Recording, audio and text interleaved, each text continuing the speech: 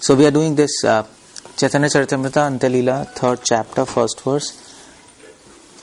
And I was reading this text. Text what I was reading? Which one? 114. 114, no? Yeah. So these are the verses spoken by Rupa Goswami. And this verse is very important. 114th one. In fact, this verse 114th, that in this mood Lord Chaitanya remained for maybe last 12 years. He was just in this mood. The mood when Radha meets Krishna in Kurukshetra. So some people say that, so Bhaktivinoda Thakur says that the best place to do bhajan is Kurukshetra. Actually, that's said by Bhaktivinoda Thakur. Not Vrindavan, not Mayapur. Because that's the mood of Mahaprabhu when he is in Jagannath Puri. And that kind of mood he came to give us. That's the place. So it's a different take, Kurukshetra. We generally don't consider Kurukshetra as that important, no? But that's the point. And why he says Kurukshetra is the best place? Because to do bhajan, in fact, sadhana. Because in Kurukshetra, now specifically Mahaprabhu is thinking about Radha when she meets in Kurukshetra. That's the point he's thinking. For 12 years he's thinking like that. 12 years, this mood. And why this mood is special? Because Bhaktivinoda Thakur explains that when somebody is not so happy, when they're distressed, then they are in need of more service. Is it? They need of more help. So there is more service opportunity to serve. So that is why when Radha is meeting Krishna, her separation increases millions times. Like she didn't meet Krishna and they were feeling separation. But when they meet Krishna, her separation increases more because you're meeting, but by the same time Radharani knows that he wants to come to Vrindavan and he wants to do his pastimes again, Krishna. And at that time they are extremely distressed. So Bhaktivinoda Thakur says, if you do the idea to chant Hare Krishna or do bhajan is to actually give pleasure to our worshipable deities, no? So Radha is distressed. So when you chant Hare Krishna in Kurukshetra, then they will be, then by hearing names of Krishna, devotees forget their distress. Radha forgets her distress. So that's our service to Radharani there in Kurukshetra. That's what Bhaktivinoda Thakur says. And that is the meaning of, I was telling, we should serve those feelings. We have to serve that feelings. That is the meaning you were asking, service of feelings. So idea is when we are chanting Hare Krishna, we are not just, it's not just only we are hearing. We have to remember Krishna is also hearing. And when we become very advanced, then you will chant Hare Krishna to actually supplement the mood of Radha Krishna, not just for yourself. That's how they were chanting. Supplement the mood means, you understand, no? To assist the mood of Radharani in service of Krishna. That is the real chanting of Hare Krishna. But for that we have no idea at all now how to do that. And that is why most of our chanting is not Shuddha Nam, it is Namabhas. Namabhas, you understand, no? Practice. The practice of holy name. It's not pure holy name. Because we don't understand that. So, Rupa Goswami is actually revealing this mood of Mahaprabhu. And then, so now I'm going to quote few more verses by Rupa Goswami in this first chapter, Antya Lila. And then we'll go ahead to give you an idea what is mood of Lord Chaitanya. Okay, so here is one more verse. 128th verse. This is a beautiful verse. Actually, you can just keep on reading Chaitanya Antya Lila and you don't need any other book to increase your devotion and to understand what's the goal of life. One thing to keep in mind is that just no, No, I didn't want. I just wanted to pick it up from the floor. But anyway, so one thing in to keep in mind is, when you're reading all these things, we are not any emotions of Krishna, any emotions of Radharani. The base is service attitude. That just like we analyzed that verse of Radha. It was just to serve Krishna. It was not to enjoy those emotions. It was not like that. That you have to keep in mind. If you miss that point, then you miss everything. Then we become like Sahajiyas, no? Sahajiyas of Vrindavan, they want to enjoy those emotions. No, we are here to serve these emotions. So we have, from these emotions, what can we get? We can get service attitude. And on the basis of that service attitude, then Krishna will give gift of these emotions to us. So, okay, I'll tell you one more verse anyway here. So 128th verse, Krishna says, nahin. Acha. Okay. So one of this 128th verse is, may pastimes of Sri Krishna reduce the miseries existing in the material world and nullify all unwanted desires. The pastimes of Supreme Personality Godhead are like shikharini. You know shikharini? A blend of yogurt and sugar candy. This Shrikhand. Yes, Shrikhand. Pastimes of Krishna are like Shrikhand. Gujarati is like Shrikhand a lot now. They overpower the pride of even the nectar produced on the moon. For they distribute the sweet fragrance of concentrated loving affairs of Srimati Radharani and Gopis. This is the aim of life. Being overpowered by the pastimes of Sri Krishna, which are like, in fact, Shrikhanda. So just like Gujaratis cannot leave eating Shrikhanda, similarly, we can't. Devotees can't leave hearing about their master Sri Krishna. It appears sweet to them. In fact, Chaitanya Prabhu says, the talks of material world appear like neem, bitter. But the pastimes of Krishna appear like Shrikhanda. The ears, 2 years, they appear sweet.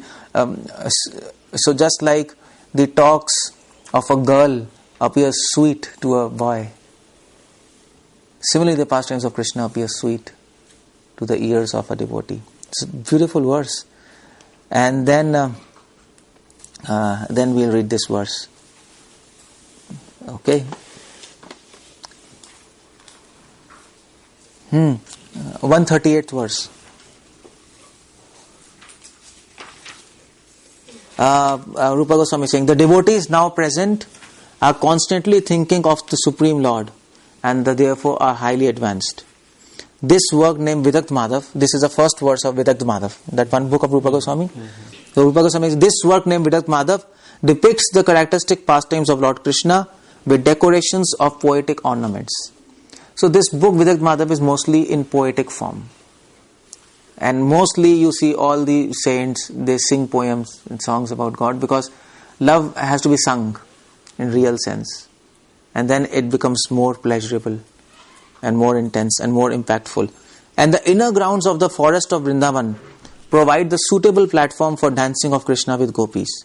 Therefore, I think that the pious activities of a person like us who have tried to advance in devotional service have now attained maturity. This is the first verse of the book Vidakt Madhav. And Rupa Goswami is saying, by writing this book, I, Rupa Goswami, who is trying to advance, you see, Rupa Goswami is saying in his humbleness, trying to advance. We are nowhere in the picture. So he is saying, out of humbleness, saying, I am who is trying to advance. I have now attained maturity by writing this great poem in the service of Lord Krishna. So this is one way you can also advance in devotion. Write something for Krishna in His praise. And you can write something in His praise. No need to show it to anybody, but just write something. What you about His beauty or whatever you have read. So in the process of writing, you'll be forced to read. How will you write? Is it? So if I ask you, okay, write 6 lines on peacock feather of Krishna, will you be able to write 6 lines you can write? Probably not. Probably you will not be able to write. What you will write? What are you going to write about peacock feather? What you will write? Lots of colors, nice face. You don't have to write like this. Krishna's head. No. Krishna likes it. This is boring for Krishna. So that's the idea. So if we give you 6 lines writing on peacock feather, if to write interesting, you might have to read, to search. Okay, what does other devotees speak about peacock feather? And then search and then write in an interesting way. So in that sense, you will also read and learn about Krishna. So that's a very powerful habit. Yeah, for attachment to Krishna. Yeah, to write. And that you can try doing that. Maybe in your copy. So probably you can write 1 paragraph. Okay, today I'll write about beauty of Krishna. But it should be like little, not like kiddish, it should have the substance. Not like this shape and something, substance. Or if I ask you, write something about flute of Krishna, what are you going to write? Okay, five lines about flute. Okay, Suresh, you tell me. The sound that makes is very soothing, nice sound. So boring. Everybody knows flute makes a nice sound. You are presenting this in the glorification of Krishna, God. So probably you will not be able to write on this if you have not read about this. That's the idea. So what you can write? So for what is about flute? Okay, you plan to write 6 lines. So now you go to folio, you search folio, you can do that. And then, but in Nectar of Devotion, Prabhupada writes about flute of Krishna. So he says Krishna has 4 kind of flutes. One is Vamshi, one is Murli. This Venu. They have different sizes, and different flutes have different sounds. One is cuckoo sound, one is different sound, and they have different functions. And so Murli's sound makes even Brahma unconscious. What to say of other people? Or some Venu sound, I'm exactly forgetting, some sound makes stones melt. And then gopis are singing about Krishna's flute in Bhagavatam. Venu Geet, that's full about flute. So you might have to read that chapter, and then you write 6 lines, 6 solid lines. That's the idea. So that you can do that, practice daily. That will help you to become attached to Krishna. That will help become attached. So that's what Rupa Goswami is saying. Now we have attained maturity by writing this Vidagdh Madhav book. Rupa Goswami says, I have attained. In fact, Nectar of Devotion, first line of Rupa Goswami is, Prabhupada doesn't write that. Prabhupada translates that, I don't know in English. But Rupa Goswami begins Nectar of Devotion in Sanskrit original. He says, Varaka Rupo Apiyaham. He says, I have been ordered or inspired by Lord Chaitanya to write this book, Nectar of Devotion. Nectar of Devotion everybody knows. But I am like a Varak Rupa. Varak means wild pig. I am like a wild pig. Wild pig eats stool, you know this? Yeah. I am like a wild pig. But somehow I am trying to glorify Krishna on the orders of Lord Chaitanya. That is humbleness. He's really feeling, he's not just saying gup. He doesn't say, just like we say, Prabhu, we are so fallen. But we don't think like that. We don't think, we just say. But they are feeling like that. And in fact, in this Charitamrita, it is said, for devotee considers their own praise as bitter as gourd. Neem of the Karela. But the praise of Krishna as Srikhanda, like that. So devotee actually has disgust to hear about his own praise. He actually is really disgusted right through the soul, not just the level of mind. That's the idea. They feel like that. And that's what Rupa Goswami is. He begins this verse like that. And Mahaprabhu was very happy. And then Mahaprabhu is saying, Rupa Goswami is continuing, 139. See, O learned devotees, I am by nature ignorant and low. See, I am by nature ignorant and low. Prakriti Laghu Rupad. Yet even though it is from me that the Vidakt Madhav has come. You understanding? It is filled with descriptions of transcendental attributes of Supreme Personality of Godhead. Therefore, will not such a literature bring about the attainment of the highest goal of life? So Rupa Goswami is saying, although I am very low, very fallen, still I am trying to praise Krishna. So, but the question is, will this book help you attain the goal of life? Because I am low, I don't know, I am ignorant, yet I am praising glories of God. But how much they are potent to actually help anybody? Because I don't know, maybe my composition is not just like peacock feather. So if you read your 6 lines, I don't think so it's going to help people. It has to be substance, no? So Rupa Goswami is thinking the same thing. He's thinking the same thing. And now he's giving example. Yes, it will help people. Why? Because although it is wood, although its wood may be ignited by a low class man, fire can nevertheless purify gold. So although you ignite, who ignites the wood? A low class man, no?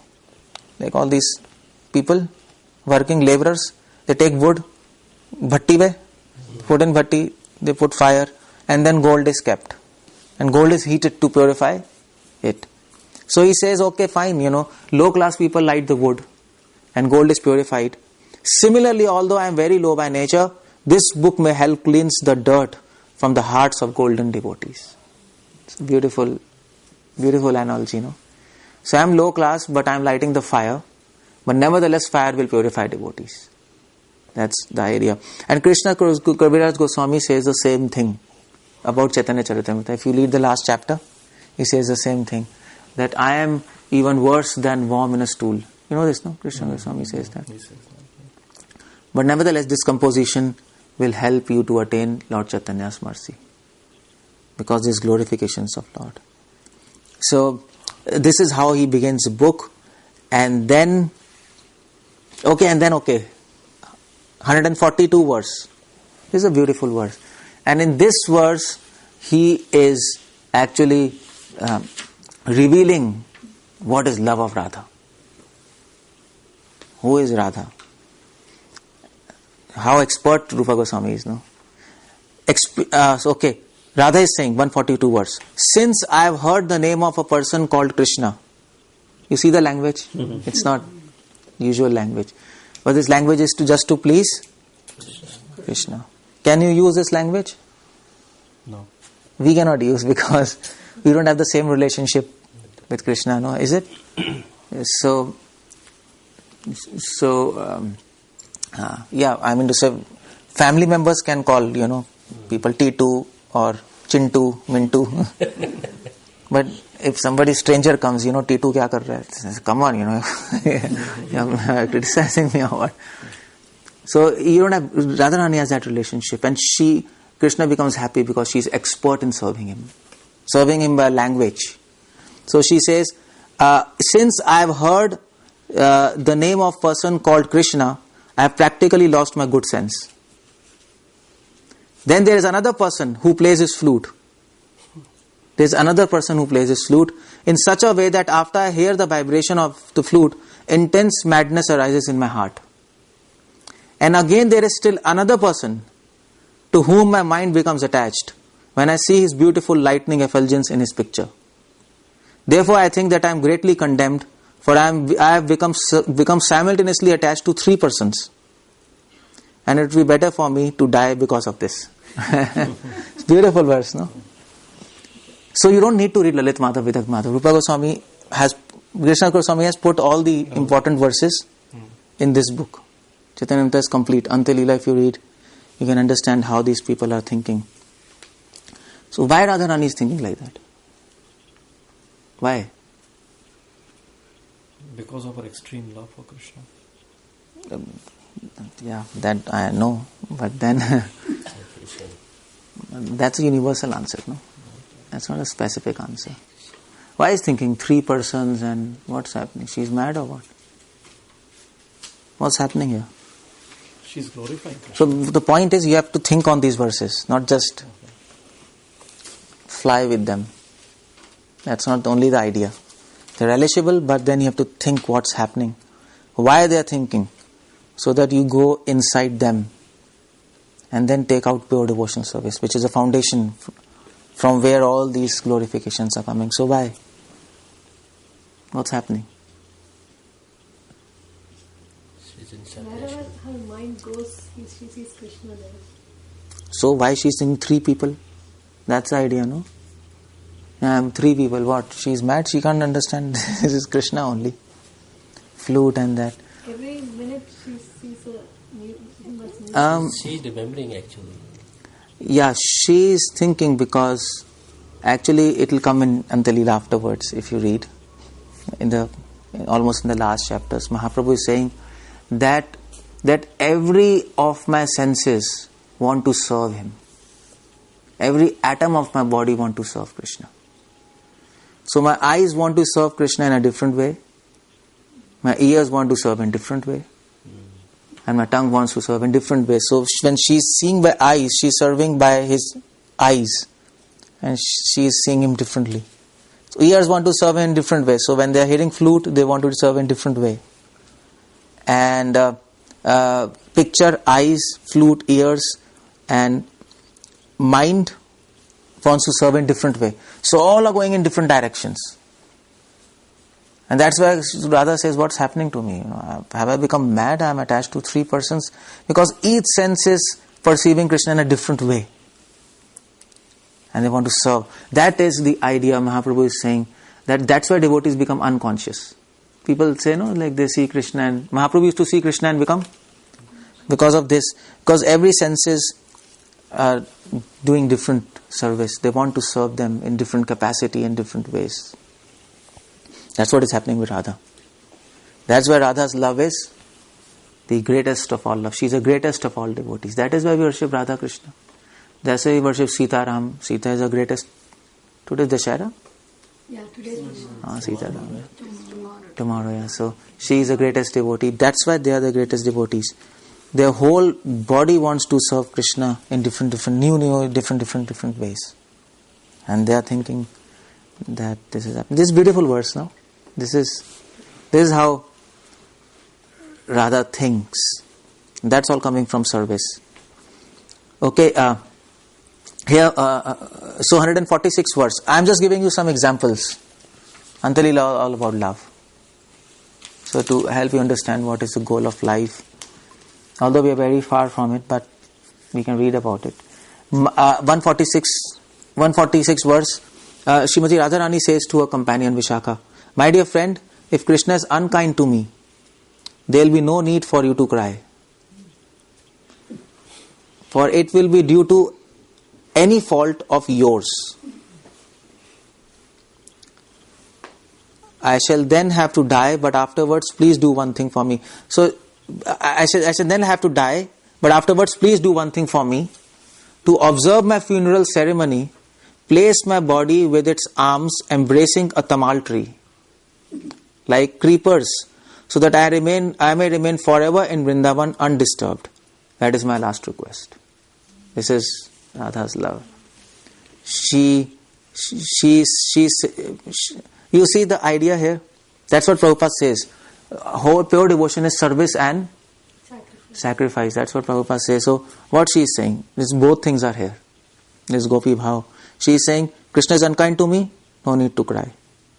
For it will not be due to any fault of yours. So it will not be due to any fault of Krishna's. It will be due to fault of me. If she doesn't blame Krishna for his unkindness, she blames herself. That's a devotee, that's pure devotion. Love doesn't find faults in the beloved. That's one of the characteristics of love. Rupa Goswami, Prabhupada quotes in Nectar of Devotion. Symptoms of love. Love will not find faults in others. Although they might be at fault, but still no.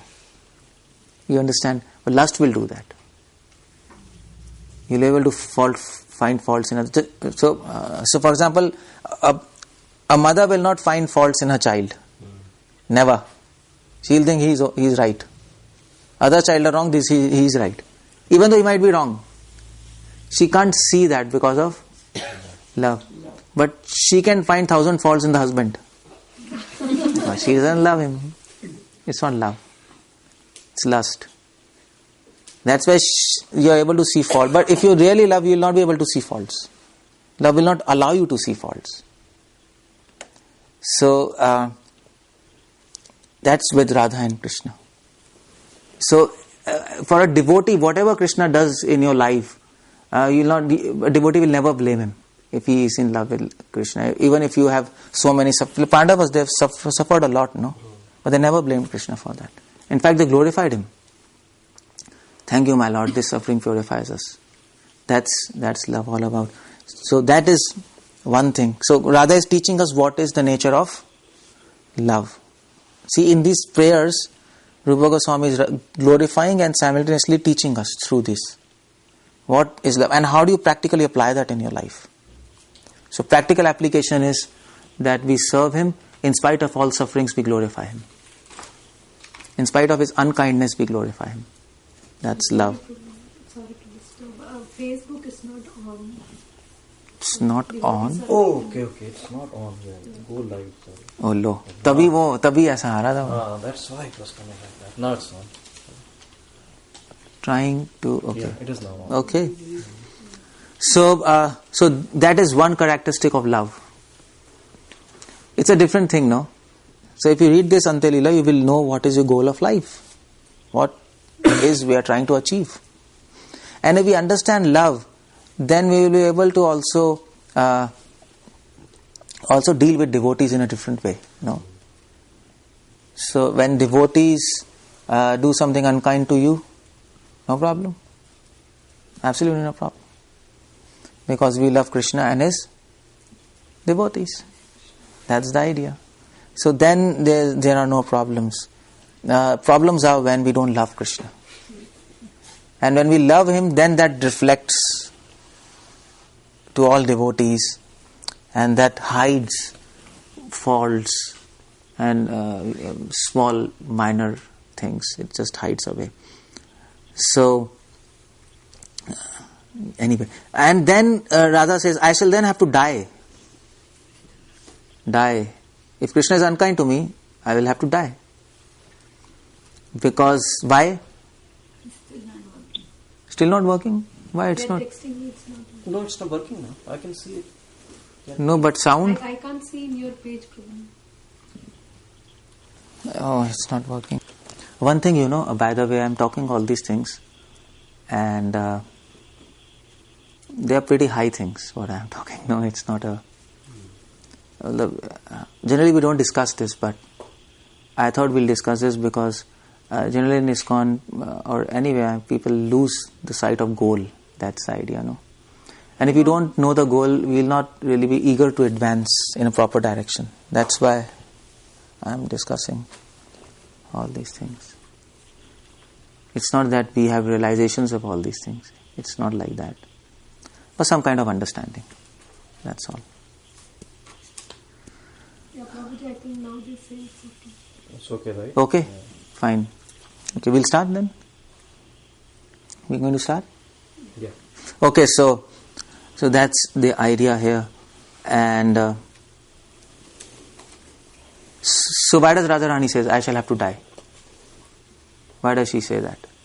Krishna is unkind to me. That means she is not pleased Krishna. Yeah, that means so that means he's not happy with my service. So what's the point of living? That is another characteristic of love. If the beloved is not pleased, the devotee wants to die. Just die, finish off his life. That's all. That's why. But Radharani tried to do suicide in this book, in fact. But she couldn't die. I mean, she tried to go in a pond, drown herself, but water didn't allow her to get drowned. She went to embrace snakes, but snakes went away from her. She is a pure devotee, so she couldn't do that actually. Nobody, and then she was more unhappy that I wanted to die, but I can't. That was her unhappiness, and I can't die. This is pure devotion. This is pure devotion. It's very different, no? It's very different. That is why That is why generally when I give lecture, I say, see, you all are not devotees, and people think, come on, why he is saying like that? We are not. We are doing. But actually, if you read all these things, you will come to know we are doing absolutely nothing. But our fortune is we know the goal. That's our fortune. And we have a process to attain that, if we want to. That's what Antya Lila will always remind you. Where you have to go. So she wants to die because now she can't serve Krishna. Probably Krishna is not accepting her service. That's the idea. But afterwards, please do one thing for me. To observe my funeral ceremony, place my body with its arm embracing a tamal tree like a creeper, so that I may remain forever in Vrindavan undisturbed. Because he is saying, okay, fine. Even if I die, if I by chance somehow die, I'm trying but I cannot die. But if I die, then do one thing, make my funeral ceremony, put me on a pyre, and put a tamal tree. Tamal tree represents Krishna, and just place me there undisturbed, so that I may become dust of Vrindavan, and devotees can place their lotus feet on me, just as Uddhav prayed. So that is my last request. This is Radharani's last request. So this is Virag Madhav.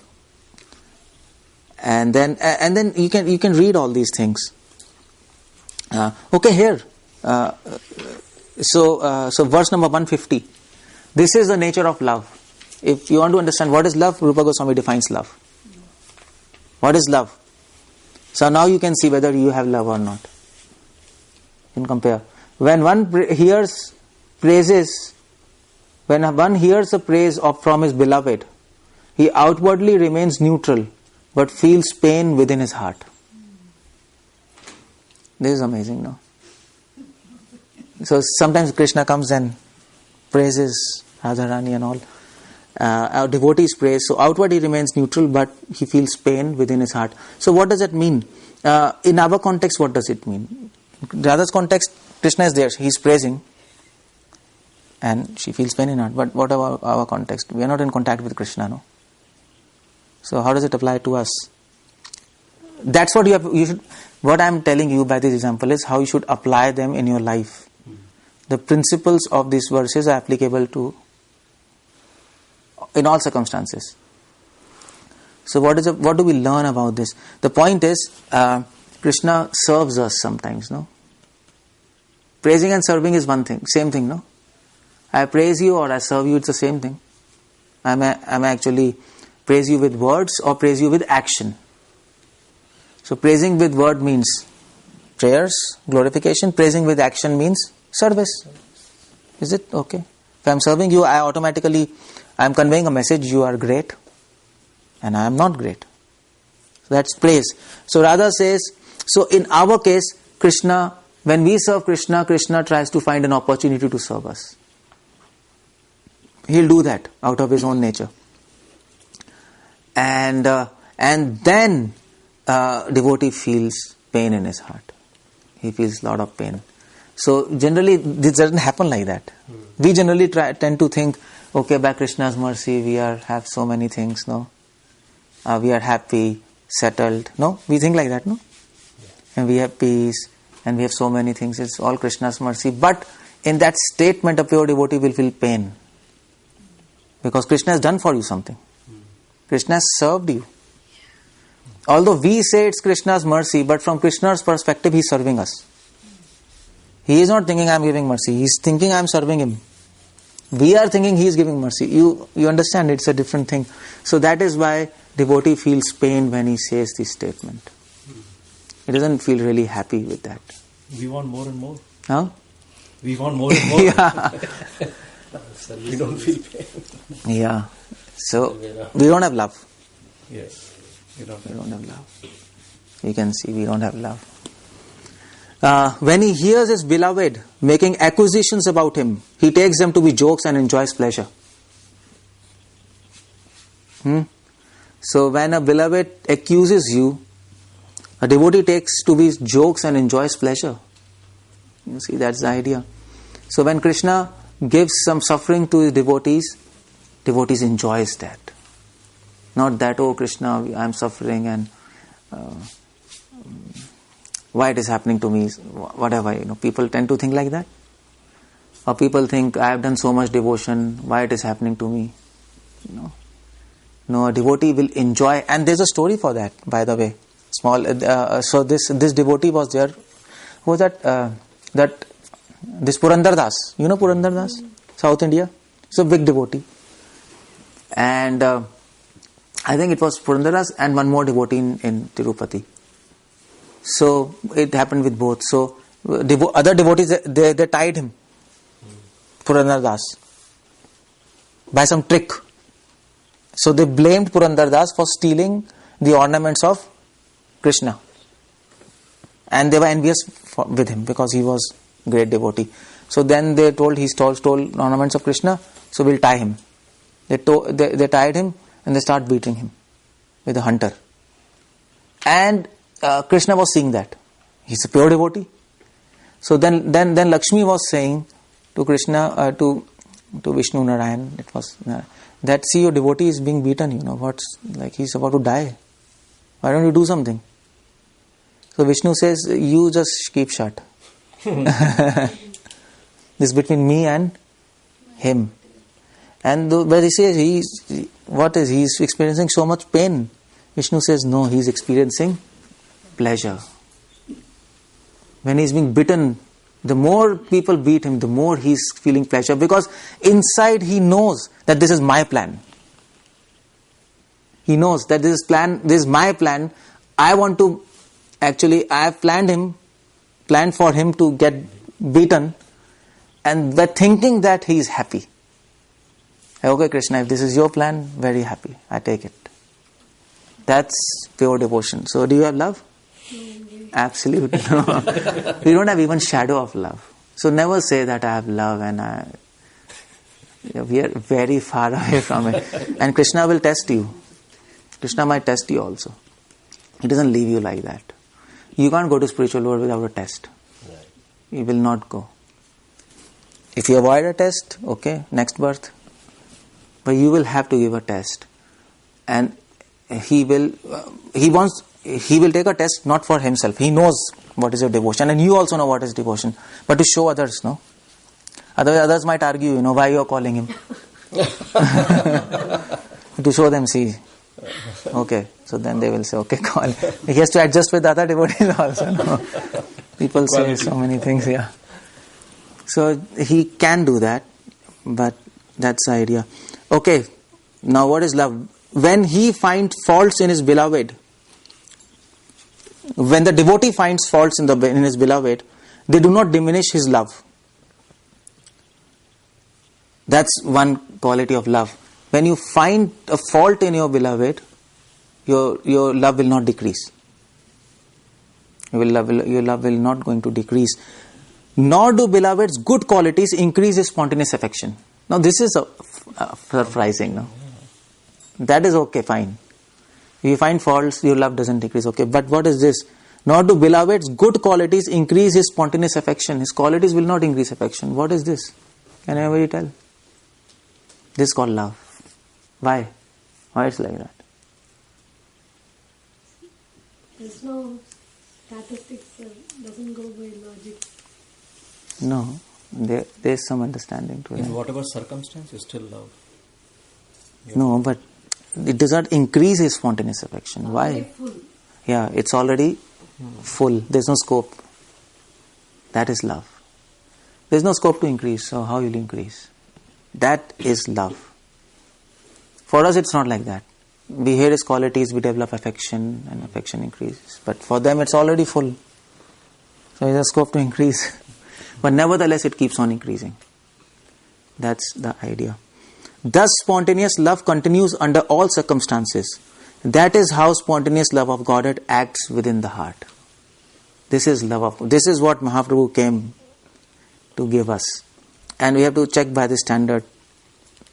Am I really on this platform? Or if you're not, then you have to increase your quality or quantity of devotion.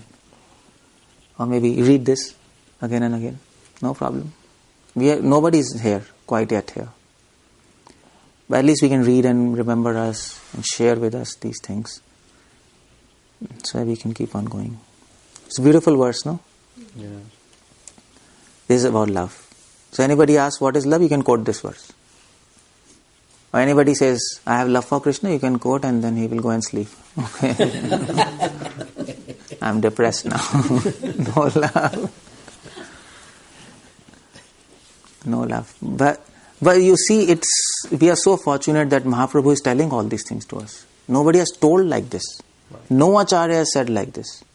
None of them. Ramanuja, Madhva, no chance. They even don't know what is this. They don't know something like this exists. And we know that. Okay, so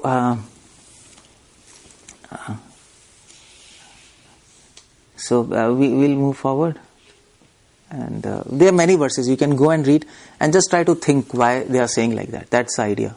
Try to think. If you don't find an answer, come and discuss. That's what you should be doing. Okay, why did they say like that? Okay. How is that you are spreading this attitude? Okay, fine. So, go and read this. And then let us come here now. Please tell me all this of a poetic ability. This is poem or what? Okay, fine. No. So, let's now go to, in between what is happening in Antya Lila, you can read about that. But in Antya Lila, now there are many pastimes which Krishna Consciousness Swami is explaining. So, his second chapter he is telling about Haridas Thakur. You see, chastisement of Junior Haridas. That is the second chapter of Antya Lila. Now, there is a logic why these chapters are put like that. Krishna Consciousness Swami doesn't put any chapter after anybody. So here, second chapter is chastisement of Junior Haridas. Haridas was a devotee. There was a senior Haridas and Junior Haridas. Senior Haridas was Haridas Thakur. Both names were same, so they used to call senior and junior. That's all.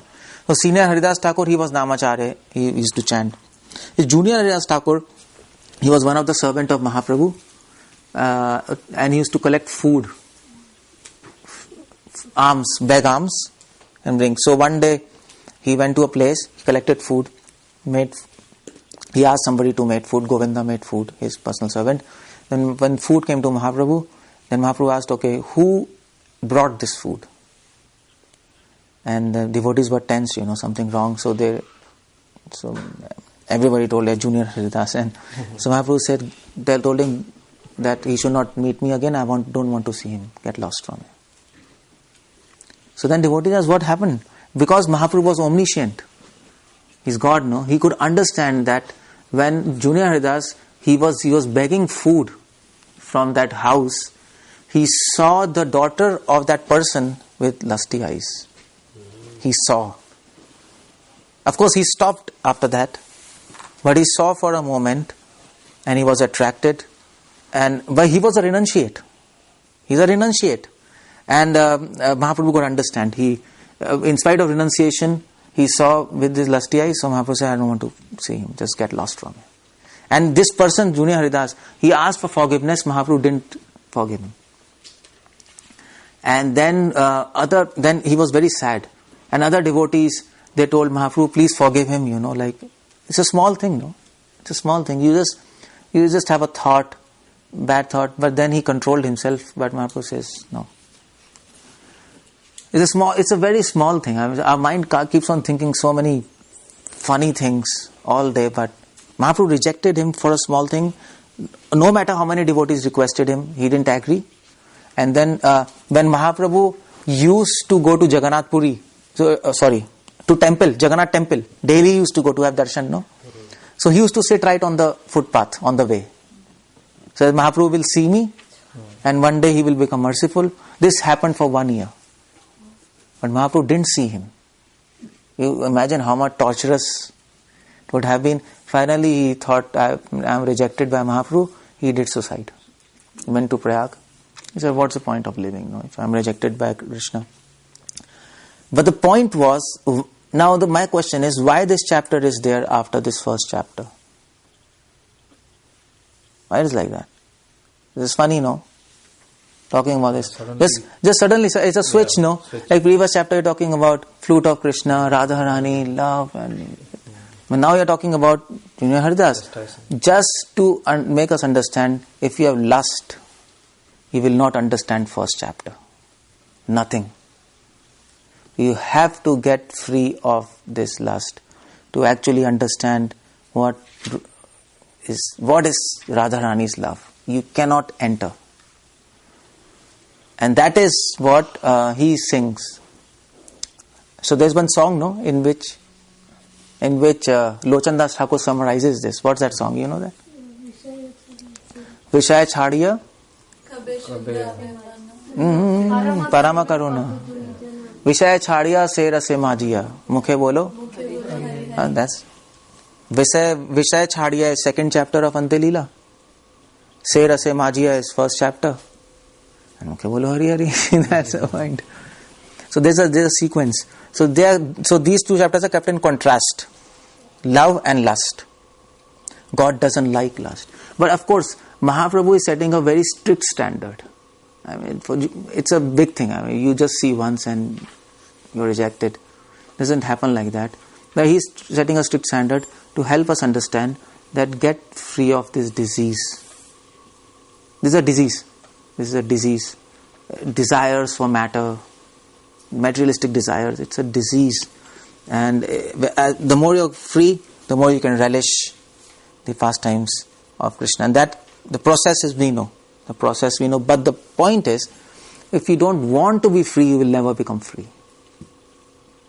It's all wanting, no? If you don't want love, you will never get love. Even if you chant. Because what Rupa Goswami says, Tatra laulyam api ekalam mulyam.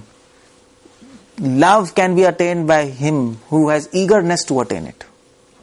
And we were reading first chapter to develop that eagerness, no? See, we heard about love, it's so nice. And then we have eagerness, okay, one day I will also have this love and serve Krishna nicely. And I can understand all these things. So that eagerness. So we should have seamlessly eager to get free of materialistic desires and attractions. And eagerness, that eagerness will dissolve everything. That is the trick, that eagerness. And for that we are coming together and discussing, no? Why we are discussing? To develop eagerness, no? Then when you hear lectures, then you become enthused, no? Battery is recharged. Then when not hearing, then battery goes down. So we are doing nothing. Process is there with everybody. But by reading books and by hearing, that eagerness increases. I don't want to do anything with this material world. I want love of God. So that's what second chapter is all about in Antya Lila. Second chapter, that's a contrast. Light and darkness. See, and there's a verse in Upanishads. What's that? What's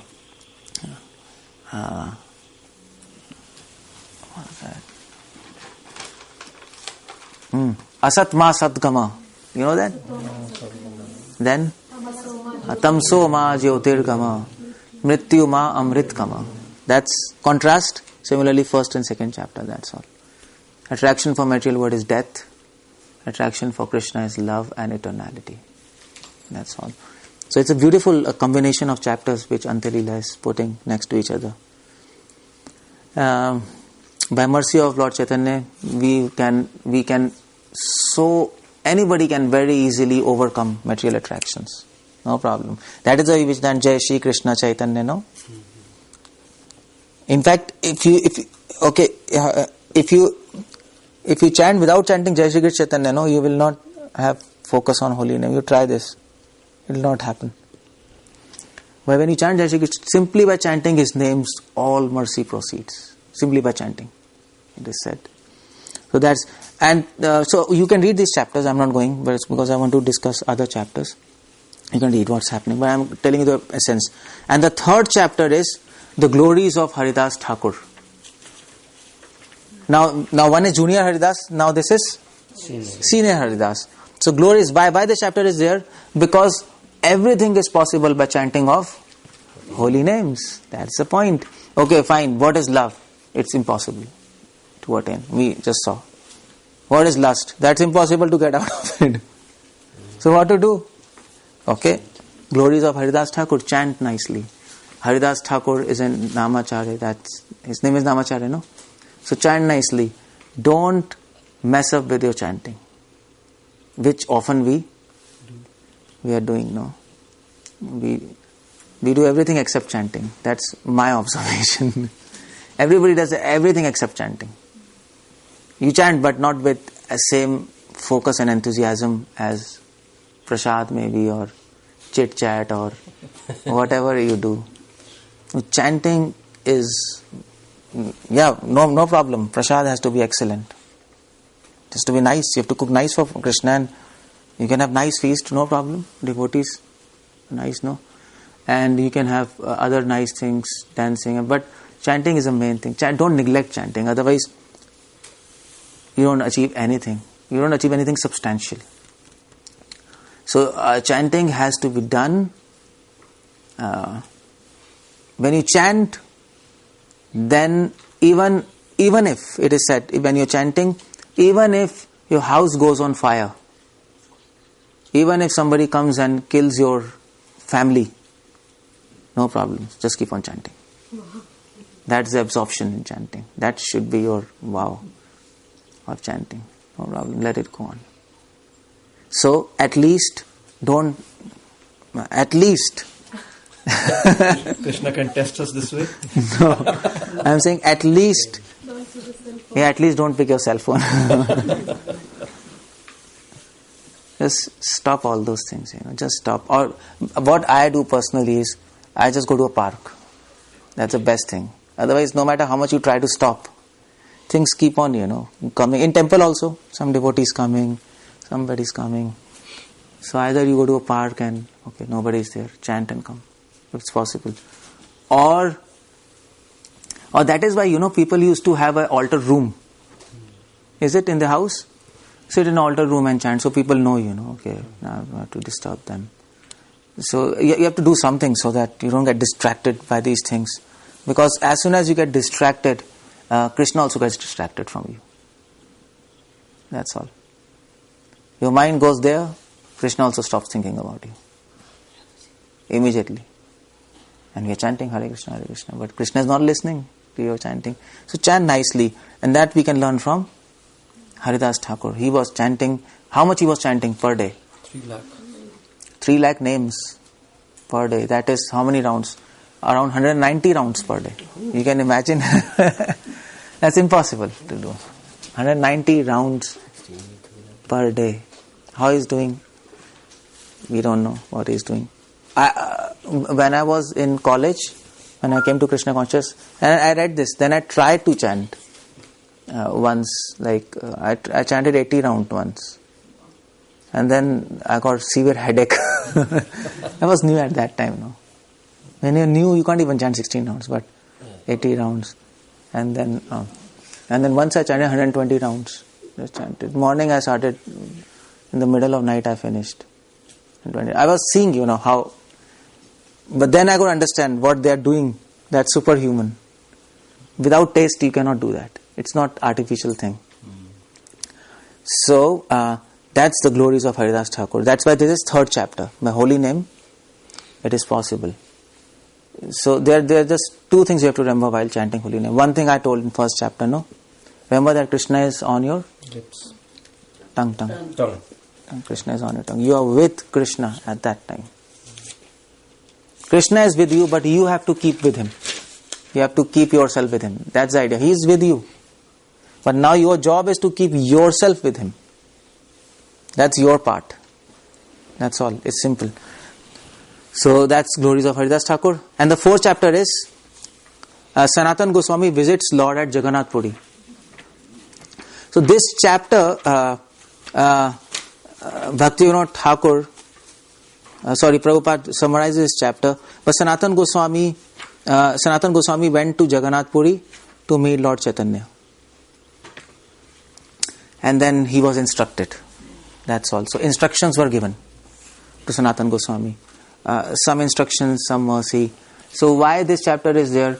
Now see, all this linkage of the chapter, that is my understanding. It's not given anywhere. Your understanding might be a little deeper or somebody else, but you can understand the logic. Otherwise, you don't understand what's the logic. So Sanatana Goswami visits Lord at Jagannath Puri, and he went to meet him. He got some instructions. So the idea is, and the 5th chapter is how Pradyumna Mishra received instructions from Ramanand Rai. So these 2 chapters are talking about instructions. So if you want to chant holy names, you have to hear and follow instructions. Otherwise, you don't get full benefit of holy name. As much as instructions you can follow, you're not expected to follow 100%, and nobody can do. But Krishna doesn't require you to follow all rules and regulations, because that's impossible. Some basic you have to follow. That's obvious. No meat eating and this 16 notes. But then there are many instructions, no? Like there are 64 rules and regulations in deity worship. There are 64. You have to follow that. Then there are some rules how to behave with Vaishnavas. Some rules how to chant, not chanting exactly, but some rules how to hear scriptures. So these rules are there. As much as you can follow, that's good. But the idea is, the more you follow instructions, the more you can access holy name. That's the idea. And that is Shravanam and Kirtanam together. See? So there's a logic in these chapters. And then 6th chapter is the meeting of Chaitanya Mahaprabhu with Raghunath Das Goswami. Now Raghunath Das Goswami was a great devotee of Lord. He came to meet Chaitanya Mahaprabhu. And what do we learn by this? He showed one thing. The mercy of Nityananda Prabhu. No, but that's okay. But Raghunath Swami showed the power of renunciation in this chapter. When he came to meet, he stayed there, I think for 18 months, I don't know how many months. Yeah, some years he stayed there. Years he was staying. And he was the most renounced person. And Mahaprabhu told him, he asked Mahaprabhu, what is some instruction for me? And Mahaprabhu told, Aar bhal na khao, bhal na porepe. Don't eat nice things, don't dress nicely, live a simple life, simple living, high thinking. That was for him. That was his service.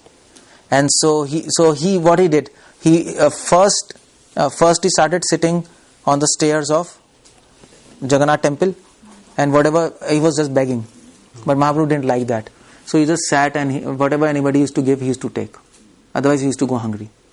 But then at the end, what he used to do is, in Jagannath Puri there's so much food they make, so many of it goes bad. So they throw it. And then it goes spoiled. And that food Raghunath Swami used to take, wash that and eat that. That's all he was doing. That's very difficult to do. So he was renunciation personified. And that's why this chapter is there, to actually make us understand that to understand what you hear instructions, we have to follow some kind of renunciation now. Vairagya Vidya. So you have Vidya by instructions, and then you have Vairagya. And it helps you to advance in devotional life. You're not supposed to eat spoiled food, that's one thing. Your health gets spoiled. But the idea is, don't expect anything from this material world. That's renunciation. We may be doing things, but we don't expect anything good from this place. There's nothing good here. Except devotees of Krishna, His holy name, His prasad. We don't expect anything. We don't expect that this friend of mine will do something good for me. No, nobody is going to do anything good for you. Because they even don't know what is good and what is your benefit. They don't know. So that expectation have to be removed. You might not leave your house. You might not leave your car or whatever. You are there, but you don't expect anything out of this. Real expectation is from holy names of God. That will help you. Nothing else in this material world. That is why this chapter is there. Chaitanya Mahaprabhu and Raghunath Swami.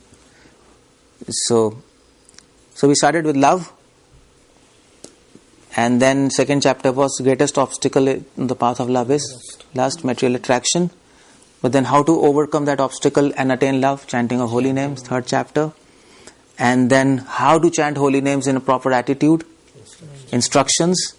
But to imbibe those instructions, you need vairagya, renunciation. Otherwise you will not be able to imbibe it, no? That clicking, that sometimes it doesn't click, no? You keep on hearing for many years, it doesn't click. And then one fine day you're hearing lecture and you say, oh, today I understood this. It happens with you, all of you? Sometimes. Today I understood. Yeah, today I understood I'm soul, I'm not this body. But for 15 years I've been hearing, but today something. It happens. That clicking will happen if you have renunciation. And renunciation in devotion means not leaving, but not expecting anything out of it. It's all in consciousness. So we understand there's nothing good except Krishna. You can't expect anything out of people, your friends, your relatives. We don't expect, really. They can help us. Nobody can help us except Krishna. That's our understanding. So that is this 6th chapter. And then 7th chapter is meeting of Chaitanya Mahaprabhu with Vallabh Bhatt. Who is Vallabh Bhatt? Vallabhacharya. And why this chapter is there? What I think is the question in this chapter was actually Vallabhacharya came. Actually Vallabhacharya, he came to Jagannath Puri. Vallabhacharya everybody knows, no? Big devotee. So he came to Jagannath Puri to meet Chaitanya Mahaprabhu. But Chaitanya Mahaprabhu rejected him. He didn't talk to him. Because Vallabhacharya told him that I'm writing a commentary on Bhagavatam, and it surpasses the commentary of Sridhar Swami. Sridhar Swami, he is the original commentator on Bhagavatam. So he says, my commentary is better than. And then Mahaprabhu says, Swami na manlila vaishya hoy. He puts a comment. Anybody who doesn't accept his Swami, her Swami, she's a prostitute. And that's obviously right. I mean to say, if you don't accept your husband as Swami, and if you are just roaming here and flirting around, you are a prostitute. But that was a comment on sarcasm on Vallabhacharya. If you don't accept Sridhar Swami and you try to surpass him and don't accept his comments or his opinion, then you are out of Sampradaya, definitely. You are not doing it justice. And he said to him, and then Vallabhacharya and Mahaprabhu didn't talk to him. And then Vallabhacharya was thinking, what is happening? Mahaprabhu is neglecting me. And then Vallabhacharya then afterwards, he understood. This is because I have got pride. I'm trying to surpass my predecessors. And then he corrected himself. He says, no, okay. And then Mahaprabhu started talking to him. And actually glorified him then. Yeah, actually, when Mahaprabhu told, but your commentary is very beautiful. And in fact, his commentary is very nice. If Vallabhacharya's commentary on Bhagavatam, the name of his commentary is Subodhini. You can write that. If you want to impress somebody, you can say all these points. That's why it will help you to in preaching. Subodhini. Bodh means easy. Bodh means to know. Subodh means easy. It's a very beautiful, very nice commentary. Subodhini. And in fact Mahaprabhu praised it, but initially rejected out of pride. So the point is if we want to understand love, we also have to get free of pride. That's a big obstacle. That's why this chapter is there. So you're understanding the theme, how these chapters are made. I'm not going into the chapter. I'm telling you the link. So first is for love, second is for lust, third chapter is for chanting of holy name, fourth chapter is for instruction on holy name, Fourth and fifth. Then you said vairagya. Sixth is vairagya, seventh is pride. Seventh is pride. To get free of pride. तो हमें पहले से I think पीछे से पहले पढ़ना चाहिए. Why? Last में लव पढ़े. Last में? First chapter. Why? अच्छा you. I think सब कुछ करके तब. No. That is why this Antya Lila. This is last only. You start with love and then Antya Lila starts with love. This end. You start with love. Anyway, that's... So, okay, so that's one thing about Vallabhacharya and Chaitanya Mahaprabhu. Pride. And what is pride? That's what Mahaprabhu showed here. To actually go beyond your predecessors. To think you have more to say than your previous Acharya, something different to say from previous Acharyas. Of course, every Acharya has a different realization, but they don't contradict previous Acharya's opinions, no? But Vallabhacharya was contradicting Sridhar Swami's opinion. That was his problem. So you don't contradict, rather you harmonize all previous teachings and then follow it. That's pride. But our mind does like that, no? Our mind is full of pride. And we think, okay, fine, Prabhupada says this, but this is not practical. Sometimes we think like that, no? Or somebody says, some devotees tell this, but this is not practical. It might not be practical now, but that's the ideal situation. That's the idea. So, pride will not allow you to hear. That's the problem. So, Shravanam you cannot do. To do Shravanam, first we need Vairagya, detachment. Otherwise your mind is defocused. And you have to be free of pride, because pride will tell you your idea is better than others. It will not allow you to hear. You are hearing but not hearing. So that is why this pastime is get rid of pride. And then 8th chapter is Ramchand Puri criticizes Lord Chaitanya. He was a devotee. Ramchand Puri was a devotee. He was actually senior to Lord Chaitanya. So he came to Jagannath Puri, but he had a problem. He had a problem to criticize devotees. He found pleasure in criticizing. And he didn't even leave Lord Chaitanya. Why he was doing.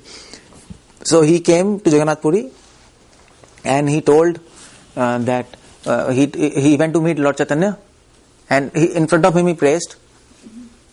But then later he told, see, I could see ants in his room.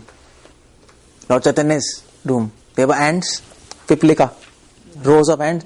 So he told, it means Chaitanya Mahaprabhu is eating sweets in night. He's hiding and he's eating. Otherwise, why ants are there? So then he actually criticized Lord Chaitanya. And then Lord Chaitanya said, Lord Chaitanya heard that and he said, my God, he's criticizing me. And then I'm a sannyasi.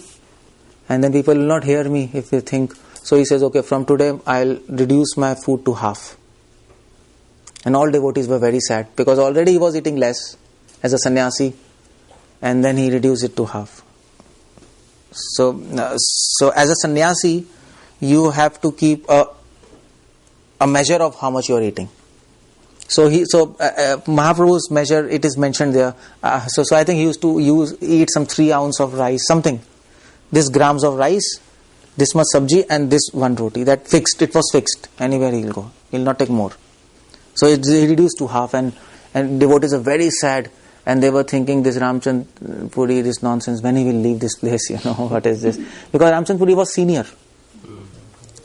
And he couldn't really contradict.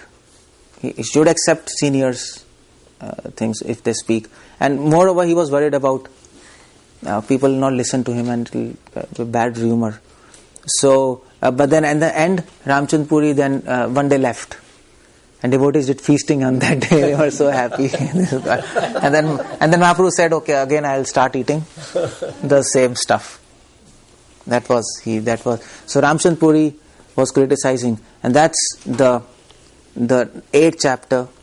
To attain love, we have to get free of this tendency of criticizing devotees. That's a big block. But what do you mean by criticizing devotees? That's another question. What do you mean by that? Is finding faults criticism? Yes or no? Intention. बताया था आपने intention जो Yeah. So finding faults is not criticism, because sometimes you have to find faults. As a manager, you have to find faults. Right. What do? If you don't find faults, no good management. It will always be chaos. काम ही नहीं होगा. So you have to say this is wrong, this is right, and this has to be done. And probably you have to tell to that devotee, see, you didn't do right. Next time it has to be done properly. So that's not criticism. Criticism is finding faults with envy. It is not just finding faults. Or behind someone. You are finding faults with envy. If you find faults with the intention to help, that's not criticism. So that was your question. That some people say. So some people say. What's happening? So some people say that. Can you just tell them? Oh, somebody's walking actually with the phone. Just tell them. Not on mute, maybe. Okay. Phone is not on mute. Just you have to tell them. Can you mute? Mataji, can you mute? Mataji or Prabhuji? Hare Krishna, can you please keep the phone on mute because we are hearing a lot of disturbance? Yes, Prabhuji. Okay. So what I was saying, I just lost the thread. Finding fault. Finding Yeah. So fault with finding. envy is bad. Yeah. So Ramchandra Puri was finding faults with envy unnecessarily. Like he's saying ants are going and he's concluding Mahaprabhu is eating sweets at night. Come on, Chaitanya Mahaprabhu is such a famous sannyasi, people know him, and Ramchandra Puri could understand he was like not ordinary, and he's unnecessarily saying that was not out of to help, but really to actually to really put him down. Yeah, so that's bad. So nowadays in America there's a lot of talk of negativity and positivity. That isn't. People say you have to get rid of negativity, get positivity. But people think getting free of negativity means don't see anybody's fault. Always speak nice, praise them. People think like that, but that's not right because that's not possible practically. How do you do that? You have to find faults to correct things, no? So that's not the idea. Idea of criticism, of not criticizing is don't find faults with envy. No problem. And in fact, if you find faults with intention to help that person, then Krishna will give you the intelligence also how to help him. He will give you, rather than demeaning him. If you find fault with enviousness, then you will get ideas to chal bhi side ho. That's the idea. And then there will be problems. So that's what Ramchandra Puri signifies. Chapter 8 is get free of this criticism tendency, that finding faults with envy. That's not a good idea. So could you give us 2 examples of criticizing with envy and without envy? That's a really nice point. Okay, yeah. 2 examples are like that. What should I give? 2 examples, okay. Probably you can give better than me. All of you. You all do. Always. Yeah, I understand. I understand your point. That's okay. I was just. So, any examples you can give? Anybody who's sitting here? You can give something. You'll give afterwards. That's true. Otherwise, people will fight. So anyway, if you take a hypothetical example, so one senior devotee, probably he's saying, okay, fine. So you didn't do it properly. Suppose it's somebody making prasad. He didn't make prasad properly, and then you say, see, you didn't do properly, and that's a bad stuff. You should learn how to do, and then he's depressed. So that is criticism. That is actually criticism, And then you are telling others, see, he didn't do properly, and see this. That is criticism. But finding faults with the intention to help, what is that?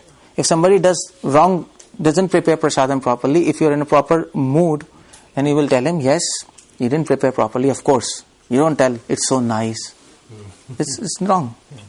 So, but at the same time, you can encourage him. Okay, no problem. Next time you can prepare nicely, and I'll also help you. I'll be there with you. Or you will tell him, okay, this is not prepared properly, and this is how it should be done. We'll tell him the way. Personally teach him. Why don't you teach him? No, you will teach him. Okay, this to be done like this, and next time you prepare for Krishna, and he will definitely accept it. Like that. So you tell him how to do, not just that he didn't do. That's the idea. Criticism with envy doesn't tell how to do. practical, if you ask. But criticism with mood of help, they will tell you it is wrong, but then they will tell how to correct it. They'll give a plan also, how to correct it. What she is saying? So can a junior devotee do that to a senior devotee too, Prabhu? Junior devotee should not do, because out of etiquettes. We can't tell to senior, but junior devotee can tell to his senior so that they can correct it. But there are always ways that junior devotee can tell senior devotee. Not in mood of telling, but in mood of asking.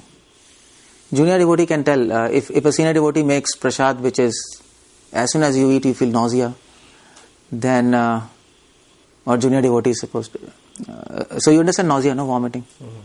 So he makes a prasad and he brings for you and you eat, and he asks, how is it, Prabhu? And you eat. It's complete nonsense. But you're junior. So then, well, you can't tell him, Prabhu, this is wrong, so it should be prepared like that. That's out of etiquettes. It's not criticism, but it's out of etiquettes. So that's not a good idea. So what he can do in this situation, either tell his senior, or he can tell him, Prabhu, can you also please taste?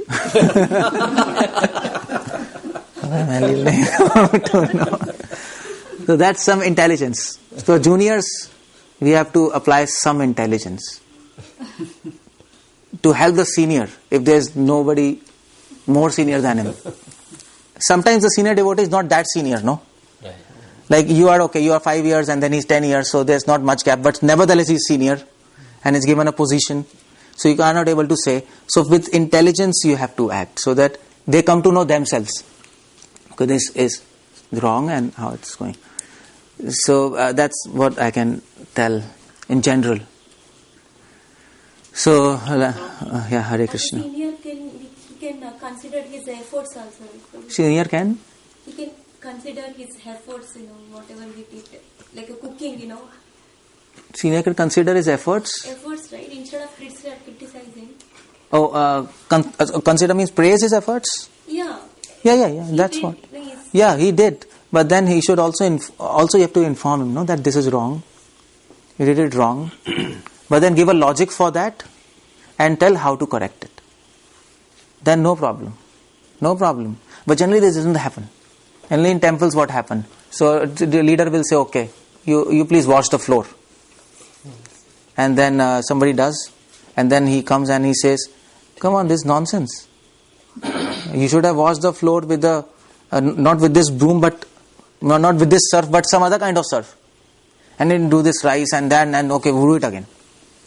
That is criticism. But a proper person, he will come, okay, he'll say, yes, this is not washed properly. Somebody can slip. Okay, so you should do like this. And I'm sorry that I didn't tell you before that he should have done like this. How should he know? Yeah. How will he know? He applied his intelligence. He applied his best intelligence. We should have informed him before. So that's a good idea. So Krishna will give you intelligence how to deal that situation. If you are not criticizing, if you are finding faults with a mood to help. This seems okay, no? And he will be happy, yeah? Okay, fine. He'll do it properly. Like that. So, to help, you have to come down. You can't help from above. From above, you push. From down, you raise them. So, help demands seniors to come down. And probably, if senior says, I'm sorry, juniors will immediately do what you want. But if you don't say this word, I'm sorry, and forgive me, nothing is going to happen. Nothing is going to move. Or then they will think, he's trying to overpower or whatever, no? So that is this chapter, Ramchandra Puri, criticism. You see how he's developing all these things? That's why these pastimes are there, to help us understand, to approach love. And then there is 9th, deliverance of Gopinath Patnaik. Who is Gopinath Patnaik? Anybody knows? Nobody knows Gopinath Patnaik. Gopinath Patnaik, he was... Okay, he was the son of Ramanand Rai. Bhavananda Rai. Yeah, they were all brothers. Oh, sorry, son of Bhavanand Rai, and brother of Ramanand Rai. So Gopinath Patnaik, actually problem was that he did something wrong. Actually, he used government money in a wrong way. He was a minister, but he did some cheating. And he had to pay revenue, but he didn't pay. He was using for himself. And then that king came. He actually caught him, and he told, okay, just kill him, like just hang him. That's all on Chang, and just finished. And this news went to Mahaprabhu. And devotees were saying, Mahaprabhu, he's your devotee. Bhavanand Rai, he was a devotee. His son Gopinath Patnaik, Ramanand Rai. So you should protect him. Mahaprabhu, why should I protect him? He is cheating. Why should I protect him? Let him die. So, but then devotees, then he was put on the, like at that time they didn't used to hang. The death was like you raise him on the platform, and below there are swords, and you push them, and it's a very bad that, no. And when you fall, all swords are there in your eyes, in your tongue, and your heart, and you're finished. So he was just standing, and then that person, like they give order. So as soon as he was about to give order, immediately one devotee, he just ran to Mahaprabhu, and he said, Mahaprabhu, you have got to save him. He is your devotee. His whole life he has been chanting your names. So Mahaprabhu said, well, what he is doing now? When he's standing on there. So he said he's chanting your names. He's chanting Hare Krishna. So Mahaprabhu says, okay, fine. So Jagannath has already saved him. No need to come to me. Because he didn't lose his faith. Still. At that point, what you will be chanting? Mummy, Papa, something, Hare Krishna, go on. Nobody is going to chant Hare Krishna at that time. So he's doing that. And Mahaprabhu said, okay, so what happened? Then he was saved. Like some information came. Immediately at the time he was ordered. Some other person came. He told, no, king has said not to release him, because that matter is solved, and there was some confusion, something, like he did something, but there was something, and so he was released. So, but the point is that Mahaprabhu is saying, fine, if you want to attain devotion, don't do unnecessary cheating in this. Don't earn money by cheating and wrong means. That's not a good idea. Even in Lokik, even in your materialistic, worldly life, lead life as much as moralistic, no? And then you can get mercy of Krishna. You understand? So that was Gopinath Patnaik's chapter. And then I will just... so 10th chapter is Sri Chaitanya Mahaprabhu accepts prasadam from his devotees. Anyway, this is okay. He's accepting prasadam from his devotees. I think which devotees he accepted? From Bengal, yeah. Raghavera Jali. So Chaitanya, what's the time? Prasadam, oh yeah. So Chaitanya Mahaprabhu accepts prasadam. Okay, fine, I'll just go quickly. So Chaitanya Mahaprabhu accepts prasadam from his devotees. Then chapter 11th is passing of Haridas Thakur. Haridas Thakur who was chanting. Yes. He left his body. Haridas Thakur requested Mahaprabhu that I want to leave my body before you. Why did he do that? Because he is not able to tolerate the pain of when Chaitanya Prabhu is leaving. Okay, he said that, I cannot tolerate the pain when you are leaving. But then he's thinking about himself, no? Yeah. So, that's not devotion. What is this? I cannot tolerate. So fulfill my desire of leaving me before you. This is all materialistic conception of life. That is the different bhav that you were talking about. Yeah, so what's the meaning? Why did he wanted to leave his body before Mahaprabhu? He said this, by the way, that I cannot tolerate you leaving this planet. So better I leave before. He said this, but what's the meaning of that? If you take it on the face, it is just thinking about... because maybe Haridas know that he is the Supreme Personality of Godhead and the whole life he chanted Hare Krishna. So maybe at the end of his life he want to leave the body in front of him by chanting Shri Krishna Chaitanya. So I want this. This is materialistic concept of life. And he couldn't able to chant... well, whatever it is, but Why he prayed like this? That's my question. Because maybe Chaitanya Mahaprabhu didn't want him to... That's maybe. But you know what? There's one understanding that... so Ramanuja's disciple, Quresh, there was one big disciple of Ramanujacharya, Quresh. He also prayed to Ramanuja. Same thing. And I want to leave before you. And Ramanuja asked why. Yeah, because I'll go to spiritual world and I'll do all preparations to welcome you in the spiritual world. That's the idea. It is for service, not for oneself. I feel pain or whatever. It's not like that. It is for service. I will do preparation. Who will do preparation in spiritual world to welcome? Servant. So then I should go before. That's one idea. So it is, Antya Lila is talking just about service. And this is, see, second chapter is lust. So lust is not just gross lust we are talking about. It's not just lust of flesh or lust of objects. It is subtle things. This thinking, okay, I will have pain. That's also lust. Anything connected with me without God, that's lust. That goes on a very subtle level.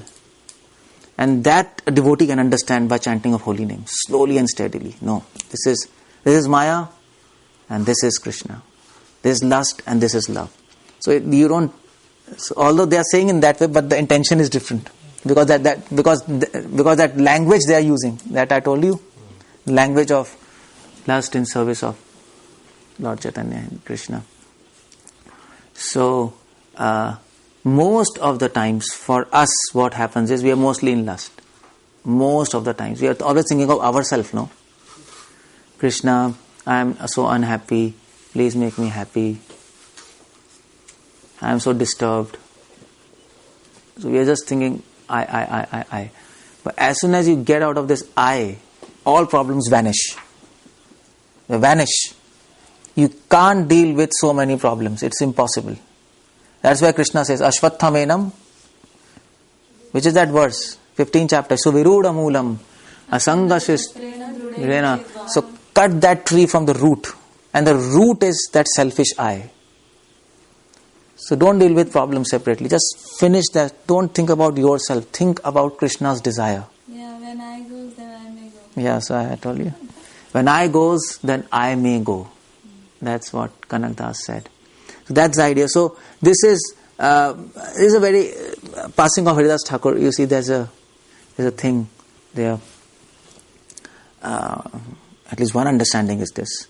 And then 12th chapter is loving dealings between Chaitanya Mahaprabhu and Jagdanand Pandit. So loving dealings between God and his devotees. That's there in the chapter. When you love him, Krishna will reciprocate with you. Reciprocate in whatever way he likes. So yesterday I was quoting from Bhagavatam. Prabhupada writes in 10th canto, when Krishna really loves you, he reciprocates with you by neglecting you. That Prabhupada writes there. It's like gopis. Krishna was dancing in Ras Lila and he vanished. We all know, no? Yeah. And that was his reciprocation. Because he really loved gopis, he vanished. And you might say, what is this? That's Krishna. You can't understand his ways, what he is doing. So then Prabhupada explains here, why he neglects? Because when he neglects, your love increases more. Is it? When your love increases, this makes Krishna very happy. And then he again starts reciprocating. He will come.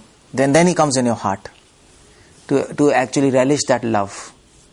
So that is Krishna. So that is why it is said, Vaishnavara Kriya Mudra Vijnana Bhujaya. Activities of devotee and activities of Krishna, nobody can understand. Even the most intelligent cannot understand. No. Only, you have to leave, all of you? Kids. Okay, I'll finish here. I'll just going to finish. Everybody has to go. Okay. So that is loving dealings with Mahaprabhu Jagannath Pandit. Then 13th chapter is pastimes with Jagdannath Pandit and Raghunath Bhatt Goswami. You can read this. And then 14th, 15th, 16th, 17th, 18th, 19th, 20. These chapters are specifically focused on feelings of separation from Krishna. So 14th is Chaitanya Mahaprabhu's feeling of separation from Krishna. You read that. 15th is transcendental madness of Mahaprabhu. So when a person starts feeling of separation from Krishna, when it matures, or separation matures, devotee becomes mad in love of God. And what happens in that madness, this chapter tells. So the symptom of true love, that also we should understand. Now we are talking about love, how to attain that love, obstacles, but what is the symptom of true love? How do we know we really have got this love and separation? This is actually 15th chapter, transcendental madness, symptoms. So when Mahaprabhu was feeling separation, blood was coming from his eyes, not tears. His hand used to become 9 feet long. All joints used to separate. It was something superhuman. We can't even imagine. So all these symptoms, and he used to weep in such a way that just after 1 hour, 2 hours, there was a pool in front of him. That is Chaitanya Mahaprabhu. And if we can get even a drop of that, our life is successful. That is transcendental madness. 16th is Lord Chaitanya Mahaprabhu tastes the nectar of lips of Lord Krishna. So this chapter, 16th chapter, is talking about 2 things. Tasting the lips, the nectar from the lips of Lord Krishna. So what is the nectar from the lips of Lord Krishna?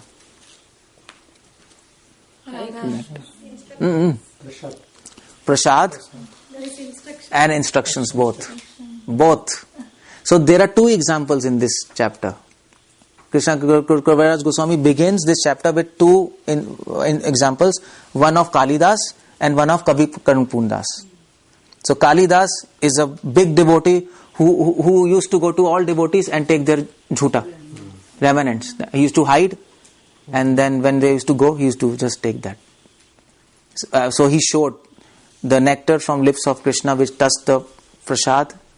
So that's how we take prasad. When we take prasad, we have to remember this prasad is having sweetness of lips of Krishna. So whatever taste you have in prasad, that is not due to the ingredients. That is due to Krishna's lips.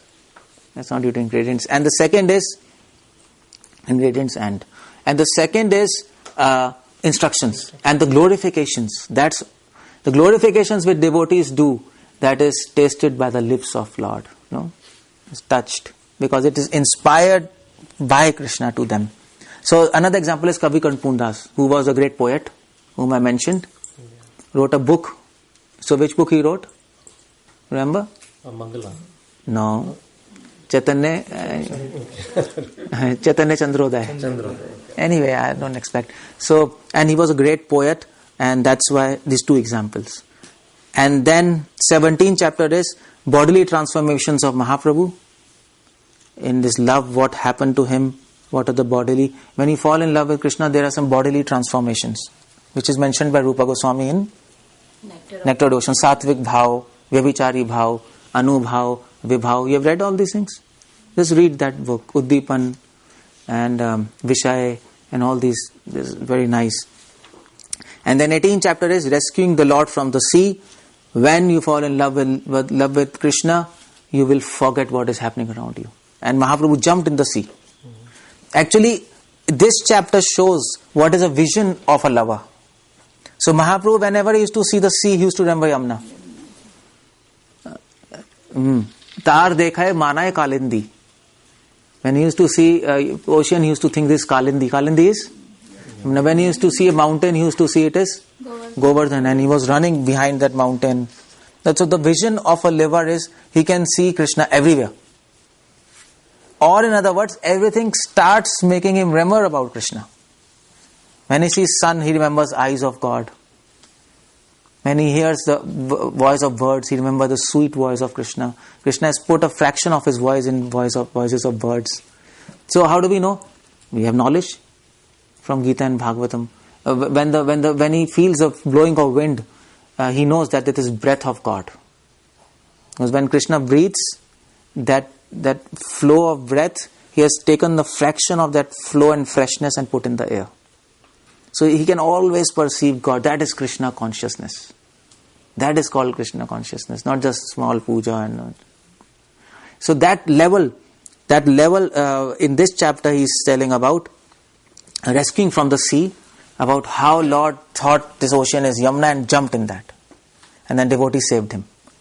So this vision you will get.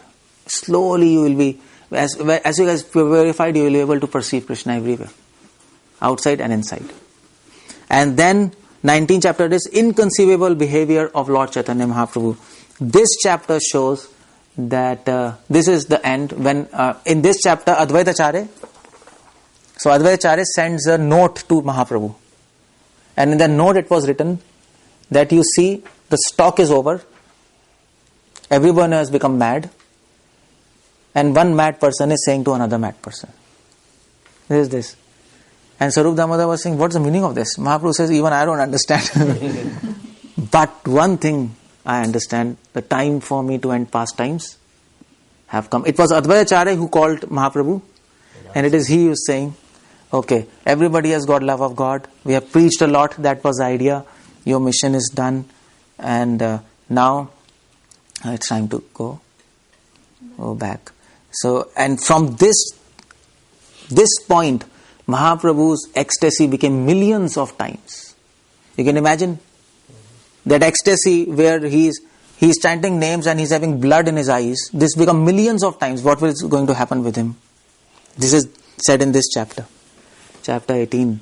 And then 19. Then last chapter is chapter 20, and this Shikshashtakam. And this is 8 verses we all know. So Mahaprabhu is commenting on each verse. He's singing his own verse and then he's commenting, he's explaining. And if you read this verse, then you can understand what is actually Shikshashtakam. What are the mood of Mahaprabhu when he's forming these verses. So this is his instructions to all of us. There, Krishna Consciousness ends Chaitanya Charitamrita. It's a philosophical book, no? So he ends with the instructions of Mahaprabhu. This is a way to attain love and to understand all these things what we were explaining. Bhaktivinoda Thakur writes, Shikshashtakam comprises all the books ever written in history.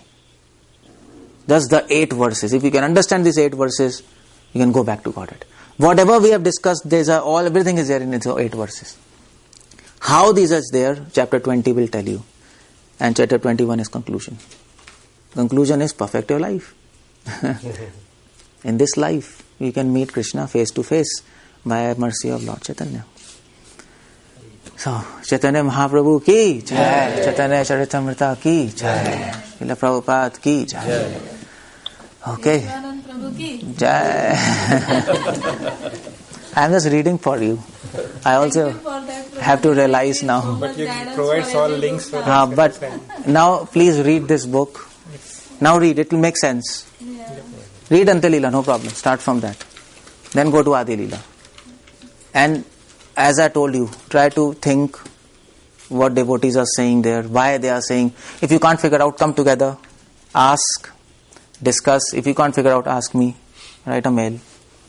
I can say. So that's what we should be doing, no, devotees? Bodhihanta parasparam. Okay, Hare Krishna. You can tell all these devotees. In case there is some comment or question.